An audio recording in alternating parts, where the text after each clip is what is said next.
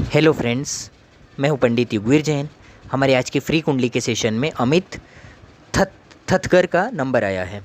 तो अमित थतगर जी का हम लोग बर्थ चार्ट ले रहे हैं। आप भी अपनी कुंडली फ्री में दिखाना चाहो तो कमेंट सेक्शन में बर्थ डिटेल्स डालिए। कुछ लोग बार बार डाल रहे हैं, बार बार डालने की ज़रूरत नहीं है, नंबर से ही आएगा। बार बार डालोगे तो जल्दी नहीं आएगा, नंबर से ही आएगा।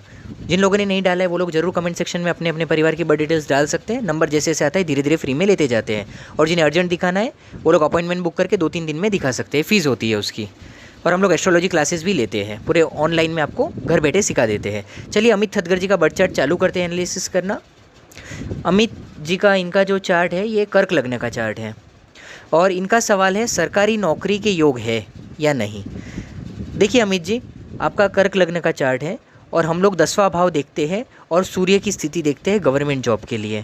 जितना ज़्यादा 10वां घर बलवान होता है, सूर्य बलवान होते हैं, उतना ही गवर्नमेंट जॉब का योग बलवान होता है। तो आपका 10वां घर जो है यहाँ पर मेष राशि में नीच के शनि बैठे हुए हैं और कर्क लग्न में शनि पापी ग्रह होते हैं क्योंकि वो 8वें स्थान मृत्यु के स्थान के मालिक होते हैं, पहला पॉइंट, और दूसरा 7वें घर के मारक स्थान के स्वामी होते हैं। तो यहाँ पे वो अशुभ ग्रह माने जाते हैं, लग्नेश के शत्रु होते हैं, तीसरा पॉइंट। तो इस तरीके से कर्क लग्न में शनि को इसीलिए शुभ नहीं माना जाता। और उस पर भी वो क्या हुए हैं, 10वें भाव में नीच के होकर आए हैं और लग्नेश चंद्र के साथ विष योग बना रहे हैं। तो ये जो कॉम्बिनेशन हुआ है, ये जो प्लेसमेंट हुआ है, ये इतना अच्छा नहीं है। लेकिन अब इसके सामने एक ऑपोजिट एक चीज़ हुई है, मंगल की दृष्टि के कारण शनि का नीच भंग राजयोग भी बन रहा है। लेकिन नीच भंग राजयोग कुछ संघर्ष से, कुछ नुकसान से, कुछ उतार चढ़ाव के बाद हमको अच्छा फल देता है। उसे ही नीच भंग कहते हैं कि नीच का भंग होना। राजयोग सीधा हमको बहुत आसानी से सब कुछ देता है और नीच भंग राजयोग हमें संघर्ष के साथ देता है। असफलता, संघर्षता, उतार चढ़ाव, ये सब के साथ हमको सफलताएं मिलती है। तो ये जो चंद्र शनि का तो ये जो योग है, ये कुछ रुकावटों वाला है और नेगेटिव है आपके गवर्नमेंट जॉब के लिए। लेकिन आपका जो सूर्य बैठा है 11वें भाव में, उसकी प्लेसमेंट बहुत अच्छी है, वो आपको गवर्नमेंट जॉब का योग दे रहा है। तो अब हमें यहाँ पे कुछ उपाय करने चाहिए ताकि जो 50% योग बना है गवर्नमेंट जॉब का वो 100% बन सके। एक तो सूर्य शास्त्र नाम का पाठ करना रोज़ चालू कर दो, शनि चालीसा रोज़ पढ़ना चालू कर दो, शनिवार के 21 व्रत रखना चालू कर दो, सोमवार को महादेव को दूध का अभिषेक करो, बेलपत्ते चढ़ाओ और हर रोज़ जल चढ़ाओ महादेव को शिव जी के मंदिर जाके। ये सब उपाय करने से आपके जो अशुभ योग बने हैं ये धीरे धीरे कमज़ोर पड़ेंगे। इसे करते रहना है कंटिन्यू, ये जो भी उपाय आपको बताए जा रहे हैं। मोती और पुखराज पहनना ही पहनना है।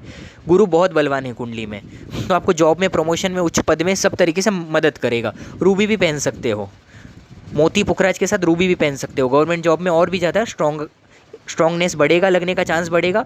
और पैसे खाली गवर्नमेंट जॉब से ही रिलेट नहीं करते ये स्टोन्स।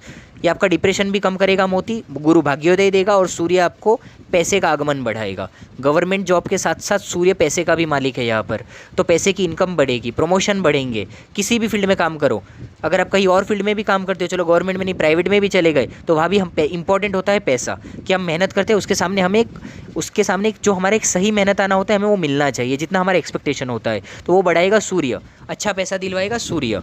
शत्रु शुक्र के घर में है, तो क्या होता है, कुछ संघर्ष, यहाँ भी संघर्ष से उन्नति होती है। इसके लिए स्टोन्स जो आपको बताए, इससे आपको काफ़ी ज़्यादा फायदा होगा, आपको पहनना चाहिए। हमारी वेबसाइट से भी आपको एकदम रिजनेबल में ओरिजिनल चीज़ गवर्नमेंट लैब के सर्टिफिकेट के साथ मिल जाती है और आप भी कहीं भी चेक करवा सकते हो, ओरिजिनल होने की गारंटी होती है। आपका दूसरा सवाल है नौकरी या बिजनेस। अब नौकरी या बिजनेस के लिए अगर आप देखो, जो 6ठे भाव का मालिक है गुरु 9वें भाव में स्वग्रही है, जॉब का मालिक बहुत ही अच्छा है। तो एजुकेशन में आगे बढ़ो, जो भी पढ़ाई है उसको और आगे ले जाओ, उसमें और आगे क्या पढ़ सकते हो, क्या कोर्स कर सकते हो, उसको डेवलप करो और अच्छी नौकरी करो, तो अच्छी बात है। और अगर बिजनेस का भाव देखो तो चंद्र शनि का जो योग है, भले वहाँ नीच भंग है, फिर भी वहाँ पे कुछ नुकसानियाँ लगेगी, कहीं पे सफलता मिलेगी, कहीं कहीं नुकसानियाँ लगेगी। ठीक है, तो पहले कुछ जॉब करो, किसी चीज़ का एक्सपीरियंस लो, बाद में किसी फील्ड का नॉलेज आ जाए कि यहाँ पे अब नुकसान नहीं होगा आपको, जब एश्योरिटी आ जाए तभी उसी फील्ड में काम करो। नहीं तो बिजनेस से थोड़ा दूर ही रहो, जॉब पे ज़्यादा फोकस करो, पीसफुल होगी लाइफ। बिजनेस में आएगा भी ज़्यादा और जाएगा भी ज़्यादा। उतार चढ़ाव में आपको अगर इंटरेस्ट हो तो बिज़नेस चुनो, नहीं तो जॉब सबसे बेस्ट है आपके लिए। भले प्राइवेट सेक्टर, गवर्नमेंट ना हो, भले प्राइवेट हो, उससे फ़र्क नहीं पड़ेगा। गुरु बहुत पावरफुल है, जॉब में आपको अच्छी प्लेसमेंट, अच्छी उन्नतियाँ दिलवाएगा। लेकिन फिर भी कैरियर हाउस में शनि चंद्र का जो योग है यहाँ पे विष योग, वो कहीं भी जॉब में थोड़ा बहुत उतार चढ़ाव तो वहाँ भी आएगा। कभी साल 2 साल काम किया, शनि नौकरी के कारक ग्रह है, तो थोड़े टाइम बाद नौकरी के परिवर्तन के योग भी आएंगे लाइफ में। इसके लिए कहीं भी जॉब भी कर रहे हो तो थोड़ा शांति से करो, और ये उपाय मैंने जो बताए वही आपको बचाएंगे और कोई नहीं बचाएगा आपको।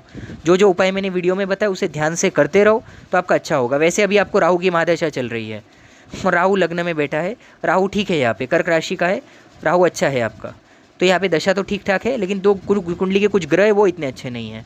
और आपने, आपका आखिरी सवाल है कौन सा बिजनेस करना चाहिए, जैसे कि मैंने बताया किसी भी फील्ड का जब आपको गारंटी हो कि यहाँ पे लॉस नहीं होगा, या तो एजुकेशन रिलेटेड लाइन में जा सकते हो, क्लासेस कर लिया, कुछ टीचिंग लाइन में चले गए, ऐसा सब कुछ कर सकते हो खुद का करना हो तो। ऐसा बिजनेस जिसमें रिस्क नहीं होता है, इन्वेस्टमेंट नहीं होता है ज़्यादा, उधारी नहीं होती है ज़्यादा, ऐसा कोई business, safe business, risk free business करना हो तो कर सकते हो, गुरु से रिलेटेड कर सकते हो। और कुंडली में आपके बुध शनि वैसे भी अस्त के हैं, तो ठीक है, नीच का ग्रह अस्त का है तो ठीक है, पर बुध भी अस्त का है यहाँ पर, तो दो ग्रह आपके यहाँ पे अस्त के भी हो चुके हैं। विवाह के लिए भी आपको देखना चाहिए, क्योंकि नीच का भी है 7वें घर का मालिक, अस्त का भी है, 7वें घर में केतु भी है, डाइवोर्स के भी योग है यहाँ पे थोड़े से।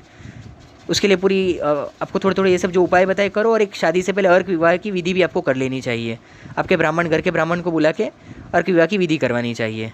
और मंगल ग्रह, मंगलिक कुंडली है और मंगल उसमें भी वक्री होकर केतु को देख रहे हैं। देखिए अभी हमारे फ्री सेशन में तो मैंने आपका काफ़ी कुछ ले लिया है, पर आपकी कुंडली में आपको प्रॉपर उपाय जो है प्रॉपर गाइडेंस के साथ आगे जरूर बढ़ना चाहिए, लाइफ अच्छी रहेगी। चलिए धन्यवाद। अमित थदगर जी का हमने आज लिया है, ऐसे ही फ्री कुंडली हम लोग लेते रहेंगे। कमेंट करिए आपकी डिटेल्स, ताकि आपका भी नंबर आता जाएगा, कुछ महीनों में नंबर आता है, आता जाएगा। जिन्हें अर्जेंट दिखाना है वो हमें व्हाट्सअप पे फीस पे करके भी कुंडली दिखा सकते हैं। 2 से 3 दिन में वैसे नंबर आता है, और फ्री में नंबर आने में 3-4 महीने 5 महीने भी लग जाते हैं। चलिए धन्यवाद।